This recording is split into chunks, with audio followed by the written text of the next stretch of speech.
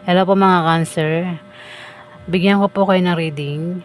Ito ay sa August 1 hanggang August 15, kalahating buwan ng August para sa mga Cancer. At hindi po lahat ay tatamaan ng reading na ito. Kasi marami po ang Cancer. Ayan. Yun lamang po. Maraming Cancer kaya hindi po lahat ay makaka-resonate. At general reading po tayo. Umpisahan na natin. Malaking Cancer sa August 1 hanggang August 15.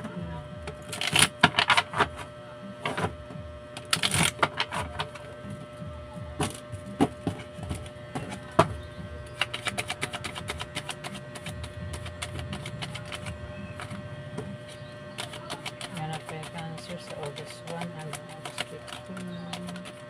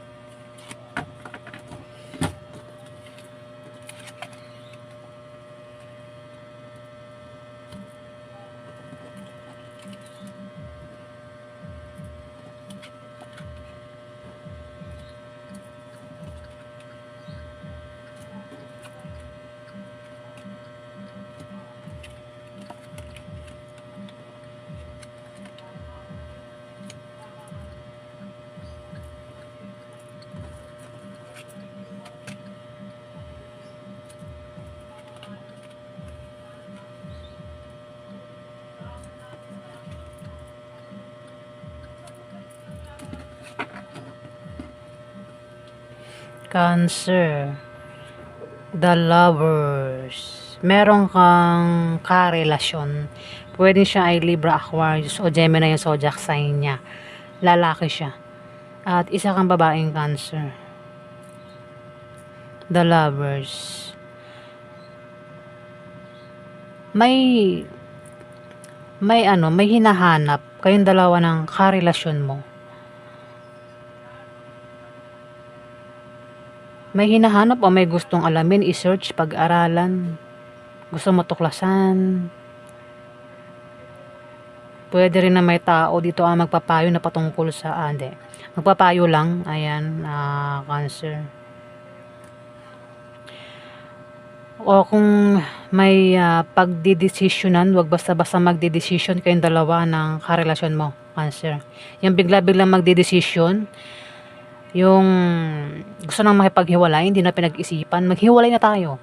Diba? Hindi na nag-isip, hindi na pinag-isipan ng matagal na oras bago mag-final ang decision, hiwalay na agad, diba? Yan, huwag daw kayong basta-basta magdidesisyon agad. Cancer, ng karelasyon mo kung meron na kayong pagdidesisyonan.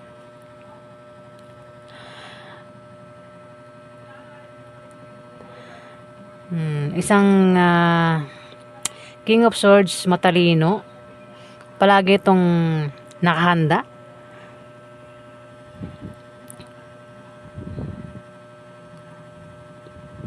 Mapag-isip pa, no? Isa kang Empress. Ay, meron din ditong babaeng Libra, Aquarius, Gemini. Lalaki tsaka babae, tas may Empress dito. Isa kang Empress. O siya yung Empress.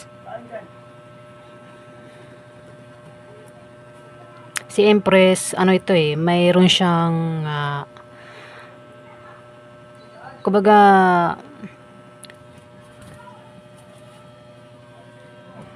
meron siyang pinaghihirapan ba o kumbaga magbubunga ng mabuti kung ano man itong ginagawa niya, pinaghihirapan niya. Bagay man yan o literal na may mabubuntis. May mabubuntis. Pwede rin na magkaroon kasi ng romansa sa kalahating buwan ng August. Pwedeng mabuntis.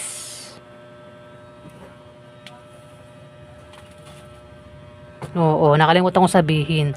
Pwede magkaroon ng romansa at pwedeng may mabuntis. Cancer. Pwede rin naman talagang buntis na. At maring manganak na yung buntis.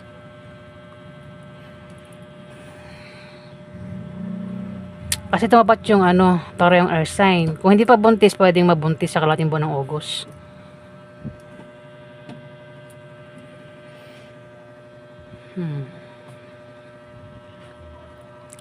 May darating daw na balita sa kalahating buwan ng August, Cancer. Pwede rin na may wish ka na magkakatotoo. Kung hindi ka ang tinutukoy, pwedeng siya. Queen of Swords ang tinutukoy. Isang Libra, Aquarius o Gemini zodiac sign niya. Pwede rin na paparating na isang tao. Pwedeng siya. O ikaw. O kung sino man itong paparating na tao na may daladalang balita. Pwede rin na makakita ng parada o kasali sa parada.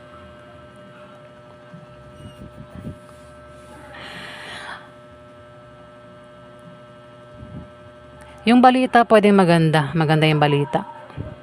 Pwede rin na may binabalak kang meron kang gustong mabili sa kalahating buwan ng August na mabibili mo na raw, Cancer.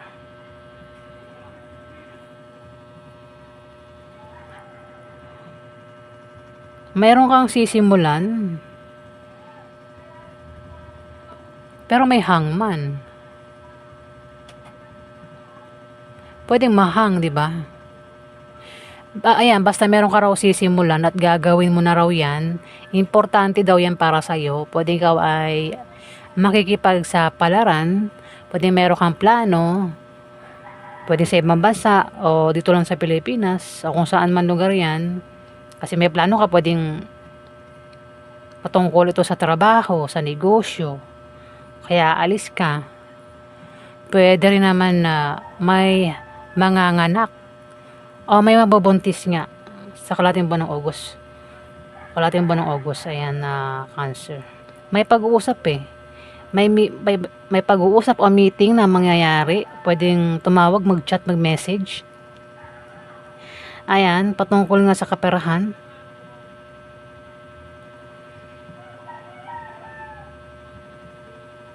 Pero may hangman, pwede rin mahang muna, Cancer, pero matutuloy pa rin. Mahang lang muna. Pwede rin naman na may darating na pag-asa, sakripisyo at pagsuko. Ihanda mo raw ang sarili mo kung karapat dapat ba yan, Cancer. At magtiwala ka lang daw sa taong may malasakit sa'yo. At hayaan mong sabayan ng agos ng buhay, Cancer.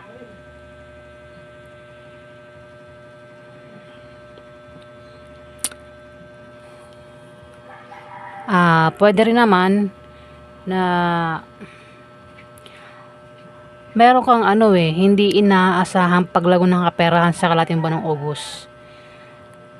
Sa pag-alis mo, sa pag-travel mo, sa paglalakbay mo, ayan, mukhang pera, patungkol sa pera ito Mukhang magkakapera ka, kung negosyo, lalago negosyo mo, kung balak mo magtayo ng negosyo. Pwede rin na ito ay lump sum, trust funds, inheritance, solid foundation, privilege, ancestry, o maaaring may pag-ani na mangyayari o makatanggap ng pamana o pensyon.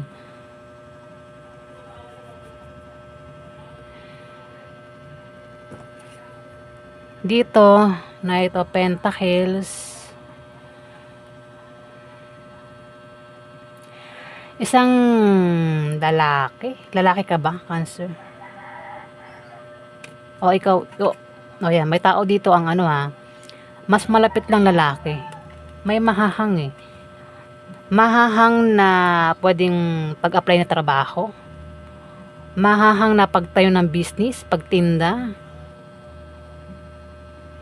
patungkol talaga sa kaperahan. Kasi ikaw yung klase ng tao na hindi ka pwedeng mawala ng trabaho, hindi ka pwedeng mawala ng pinagkakitaan kasi maring may asawa ka, may anak ka o breadwinner ka. Kaya hindi ka pwedeng Hindi ka pwede na walang pinagkakitaan, Cancer. Kaya dito gagawa ka ng paraan para kumita ka. Pwede magtinda ka nga, magtayo ka ng negosyo, mag-apply ka ng trabaho, kaya dahilan kung bakit aalis ka. At sisimulan mo na nga yan, Cancer. Ayan, magkakapera ka sa pag-alis mo, pag-travel mo, sa paglalakbay mo. Pero mahang muna, no? Itong plano mo na pag-alis. Nahang muna siya, pero tuloy pa rin yan. Ayan, Cancer, ang ganap sa inyo sa August 1 hanggang August 15. Maraming salamat po. At kung nagustuhan mo ang aking reading, huwag kalimutan i-click ang subscribe button para updated po kayo mga Cancer. Salamat po.